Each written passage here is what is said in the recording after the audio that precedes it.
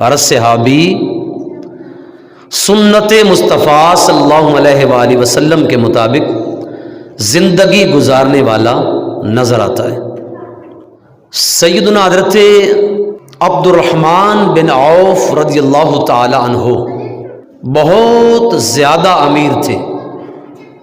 اللہ کی ذات نے آپ کو اس قدر دولت عطا فرما رکھی تھی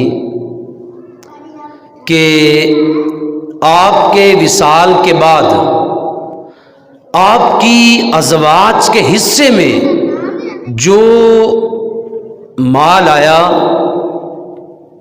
وہ کم و بیش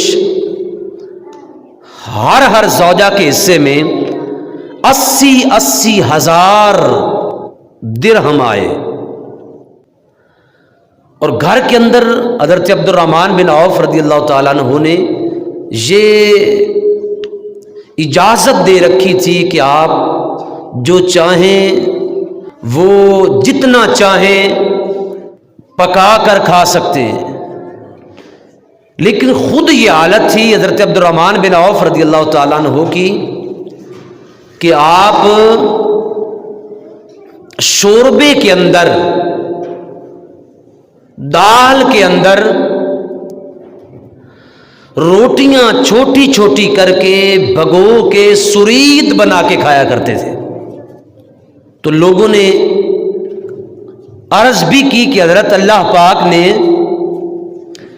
آپ کو اتنا کچھ دے رکھا ہے، بہت زیادہ آپ امیر ہیں، لیکن آپ خود کھانا روٹی سرید بنا کر یعنی شوربے میں روٹیاں بھگو کر کھاتے ہیں۔ تو آپ رضی اللہ تعالی عنہ ارشاد فرمانے لگے کہ سرید کھانا یہ میرے نبی، میرے محبوب آقا کی سنت ہے۔ ایک مرتبہ آپ سرید بنا کے کھانا تناول فرما رہے تھے تو گھر میں گوشت بھی بنا تھا۔ بیٹے نے عرض کی ابا حضور جب گوشت بنائیں تو آپ ذرا گوشت کھا لیں۔ آپ رضی اللہ تعالی عنہ نے ارشاد فرمایا کہ کھانے لگا تھا،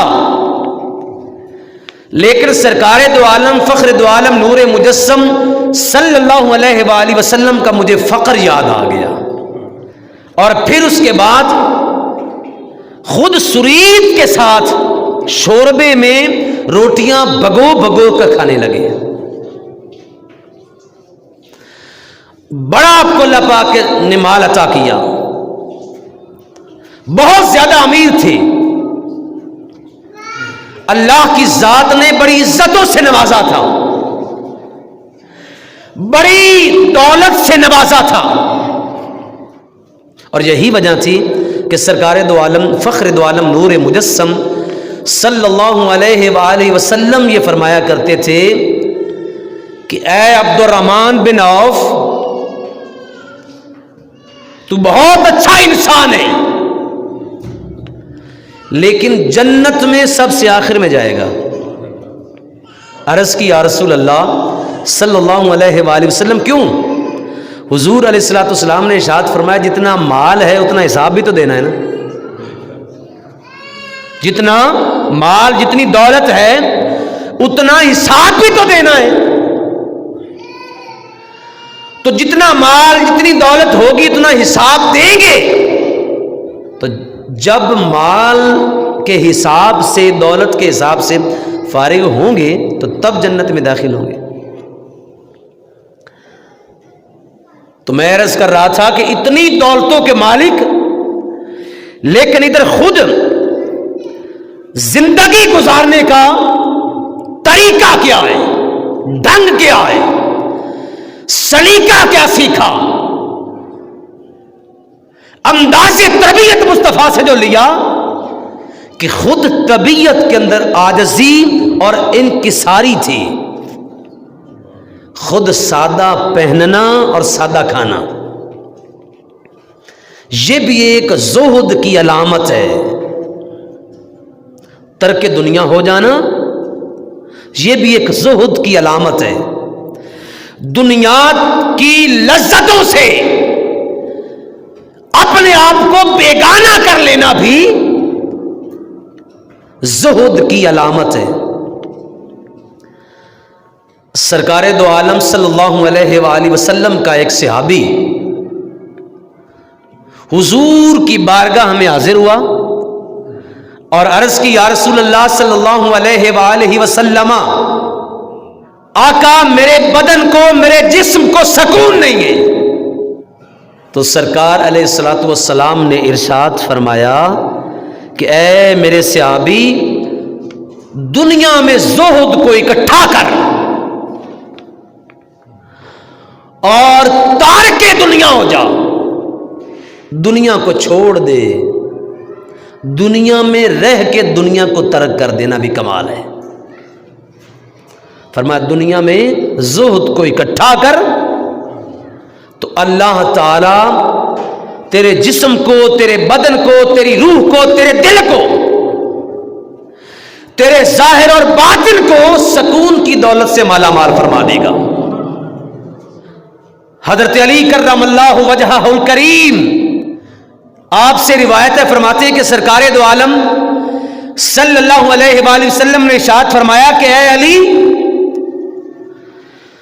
جو دنیا میں عزتیں تلاش کرتا ہے تو آخرت میں وہ رسوا ہو جائے گا،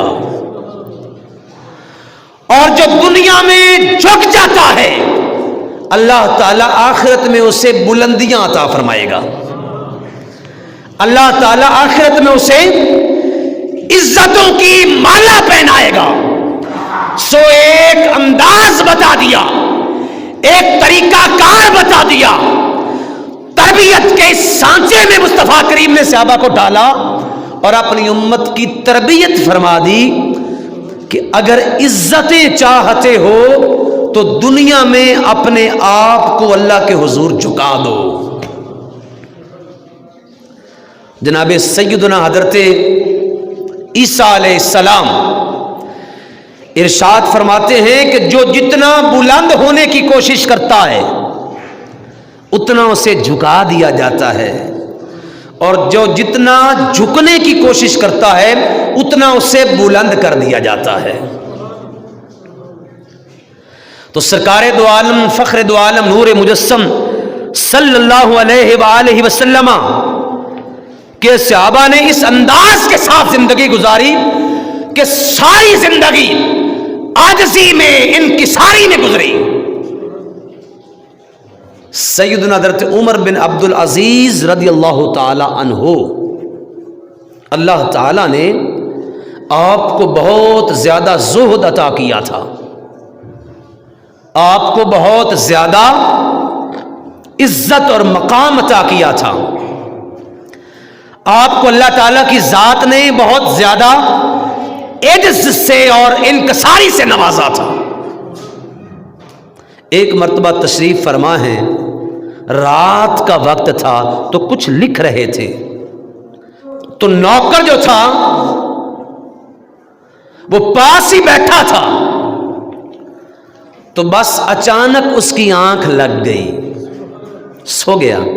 جب سویا آنکھ لگی، عمر بن عبد العزیز نے دیکھا کہ میرا نوکر، میرا خادم، خدمت گزار سو گیا ہے.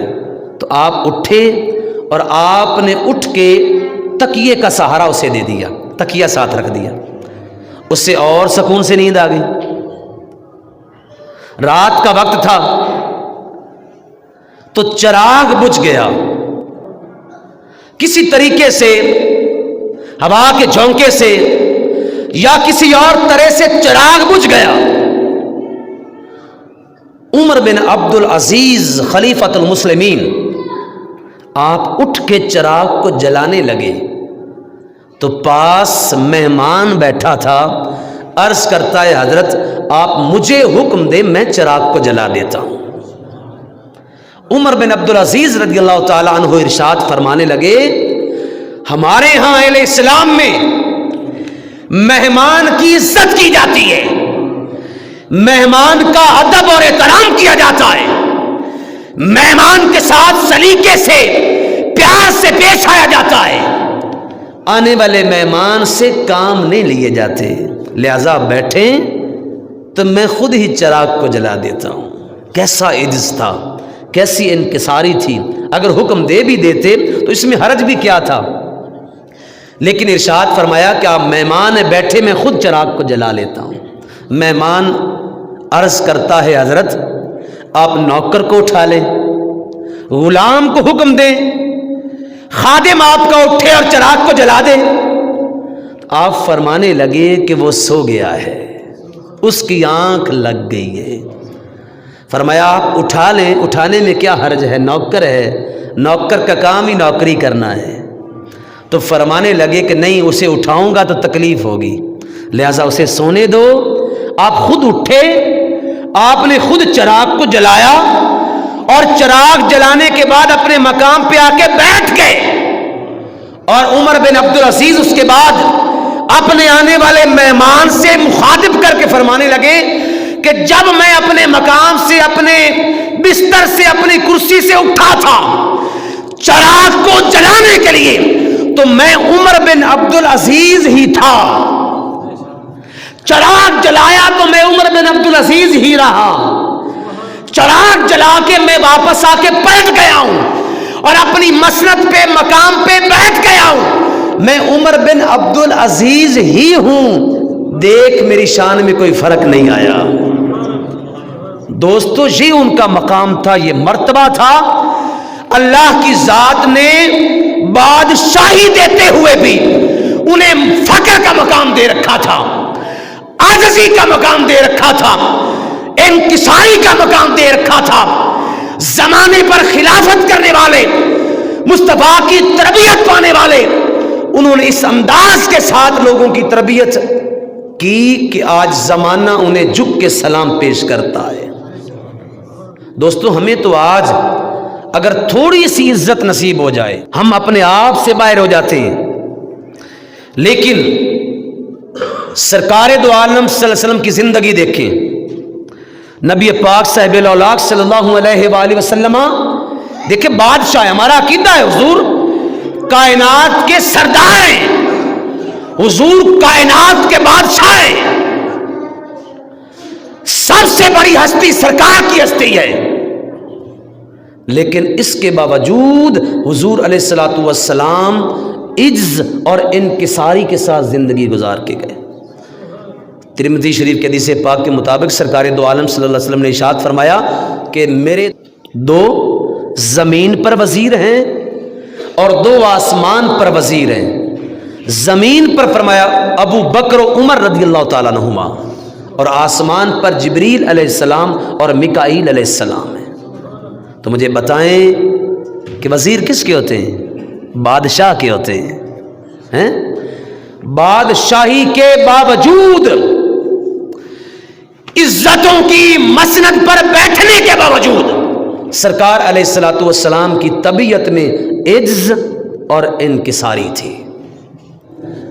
حضور امام الانبیاء صلی اللہ علیہ وآلہ وسلم کی طبیعت میں اس قدر عجز تھا، انکساری تھی، اور گھر کے ساتھ محبت اور خلوص کا رشتہ اتنا گہرا تھا کہ حضرت امی عائشہ صدیقہ رضی اللہ تعالی عنہا فرماتی ہیں کہ سرکار علیہ الصلوۃ والسلام ایک مرتبہ گھر تشریف لے کے آئے تو امام الانبیاء صلی اللہ علیہ وآلہ وسلم نے حضرت عائشہ صدیقہ رضی اللہ تعالی عنہا سے فرمایا کہ اے عائشہ کھانا تیار ہو گیا ہے؟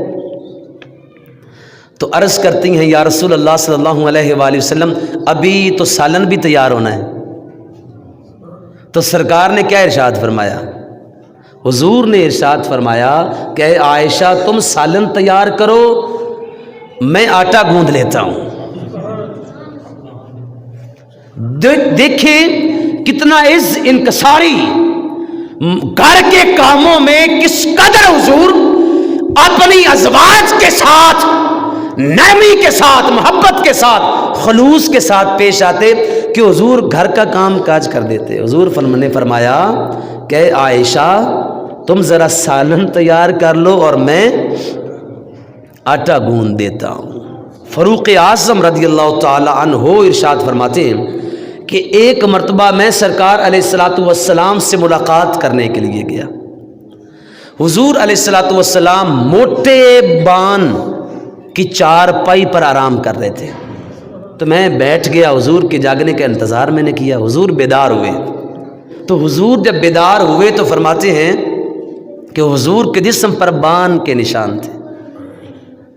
تو مجھ سے برداشت نہ ہوا، رہا نہ گیا.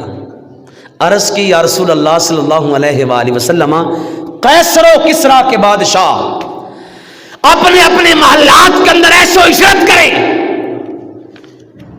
بادشاہی کی زندگی گزاریں، کائنات کی ہر نعمت استعمال کریں، اور ادھر یا رسول اللہ صلی اللہ علیہ وآلہ وسلم آپ کا حال یہ کہ آپ کے جسم نازنی پہ بان کے نشان نظر آئیں. سرکار علیہ الصلاۃ والسلام نے ارشاد فرمایا، اے عمر بس تھوڑا سا وقت باقی ہے، یہاں انہیں جو کرنا ہے کرنے دو، قیامت آنے دو. آخرت میں اللہ کی ذات ساری عزتیں میں محمد کو عطا فرما دے گا صلی اللہ علیہ وآلہ وسلم. فرمایا کہ قیامت کے روز اللہ تعالی ساری عزتوں سے مجھے نوازے گا. تو سرکار علیہ الصلاۃ والسلام نے دنیا میں رہ کے عاجزی اور انکساری کے ساتھ وقت کو گزارنے کا حکم دیا ہے. آپ علیہ الصلاۃ والسلام چارپائی پر سنگل چادر بچھا کے آرام فرمایا کرتے تھے، اور حضرت بلال رضی اللہ تعالیٰ عنہ آپ کا بستر لگا دیا کرتا تھا. تو ایک مرتبہ ہوا ایسے کہ حضرت بلال رضی اللہ تعالیٰ عنہ نے سرکار دو عالم فخر دو عالم نور مجسم صلی اللہ علیہ وآلہ وسلم کا جب بستر بچھایا تو ڈبل چادر کر دی، ذرا اسے نرم کر دیا. تو حضور آ کے سو گئے. یہ تربیت کا ایک ڈھنگ اور سلیقہ تھا، وگرنہ حضور تو جانتے ہیں. سو گئے. جب صبح ہوئی تو سرکار نے حضرت بلال سے مخاطب ہو کے فرمایا کہ بلال، رات بستر تو نے بچھایا تھا؟ عرض کی یا رسول اللہ صلی اللہ علیہ وآلہ وسلم میں نے بچھایا تھا. تو سرکار نے ارشاد فرمایا کہ ڈبل چادر بچھا دی تھی؟ جی آقا میں نے بچھائی ہے. حضور نے فرمایا سکون تو بڑا آیا ہے، لیکن رات کے کچھ میرے نفل رہ گئے ہیں. سکون تو بڑا آیا، لذت تو بڑی آئی، لیکن رات کے میرے کچھ نفل رہ گئے. دیکھیں لوگوں، بادشاہوں کے بادشاہ مصطفیٰ کریم، کائنات کی ہر عزت حضور کی مسند پر کھڑی ہے، لیکن خود حضور علیہ الصلوۃ والسلام کی زندگی دیکھیں، آپ کی حیات ظاہری پہ نگاہ ڈالیں تو کس عاجزی اور انکساری کے ساتھ سرکار علیہ الصلوۃ والسلام نے اپنی زندگی کو گزارا ہے. حضرت فاروق اعظم رضی اللہ تعالیٰ عنہ نے حضرت سلمان فارسی رضی اللہ تعالیٰ عنہ کو مدائن کا گورنر بنا دیا. تو آپ کا جو طریقہ تھا، جو رہنے کا سلیقہ تھا، جو انداز تھا، وہی سادہ لباس، وہی سادہ کپڑے، وہی سادہ چال چلن. تو گورنر بننے کے بعد بھی اسی حالت پہ رہے. تو ایک مرتبہ ایک شخص مدائن میں آیا، حضرت سلمان فارسی رضی اللہ تعالیٰ عنہ، آپ اس وقت وہاں تشریف فرما تھے، گھوم پھر رہے تھے. تو وہ شخص جب آیا تو اس نے دیکھا کہ آپ کی ظاہری حالت اور کیفیت کہ سادہ سے کپڑے پہنے ہوئے ہیں. تو سادہ لباس دیکھ کر اس نے سمجھا شاید کوئی غلام ہے. تو اس نے کہا کہ او غلام ادھر آ، میرا سامان اٹھا اور فلاں جگہ پہ چھوڑ گیا. وقت کے گورنر کو کہہ رہا ہے.